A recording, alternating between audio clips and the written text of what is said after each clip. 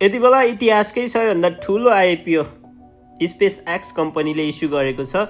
यो कम्पनीले $1.77 ट्रिलियन को भ्यालुएसनमा $75 बिलियन क्यापिटल रेज गर्ने भनेर आइपिओ इस्यु गरेको छ, जुन चाहिँ $135 $135 प्रति सेयरमा चाहिँ तपाईँले आइपिओ भर्न सक्नुहुन्छ।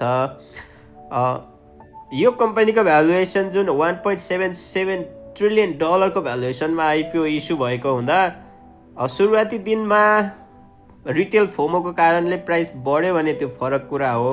नभए यो जुन $1.77 ट्रिलियन को भ्यालुएसन छ विच इज नट जस्टिफाइड है, यो जस्टिफाइड छैन, यो एकदमै धेरै भयो भ्यालुएसन। सो तपाईँ यदि लङ टर्मको लागि स्पेस एक्सको सेयर किन्न चाहनुहुन्छ भने तपाईँले केही समय कुर्नुभयो भने $135 भन्दा धेरै राम्रो प्राइसमा पाउनुहुन्छ। किनभने यो जुन तपाईँले $135 देखिरहनु भएको छ त्यो $675 हो, जो चाहिँ लास्ट मन्थ May 4, 2026 यो स्पेस एक्स कम्पनीले चाहिँ 5-for-1 स्टक स्प्लिट गराएको थियो। त्यो भनेको एउटा सेयर बराबर 5वटा सेयर बनाएको थियो, टुक्राएको थियो।